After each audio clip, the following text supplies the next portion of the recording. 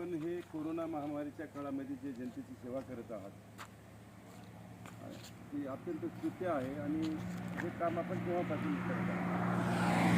कोरोनाच्या पहिल्या लाटेपासून आपण या कामाला हात लावलेला आहे. आणि जेव्हा शासकीय उदासीनता म्हणा किंवा लोकांच्या मनामध्ये असलेली अनावश्यक त्या गोष्टी निदर्शनास आल्यानंतर आपण हे काम हाती घेतलेलं. जवळपास 10 गावांना 25,000 लोकांना आपण एक साबण देऊन त्यांना जनजागृती केली. आणि ह्याच्यामध्ये कुठल्याच शासकीय निधीचा किंवा आर्थिक मदतीचा संबंध नाही आहे. आणि तसं आम्ही त्याची मदतीचा ॲप्लाय पण केलं नाही कुठेच. ते जे काही चालू ते स्वबळावर आणि स्वतःच्या मेहनतीच्या पैशातून एक माणूस धर्म म्हणून एक माणुसकीच्या नात्यानं करण्याचा प्रयत्न आम्ही करतोय.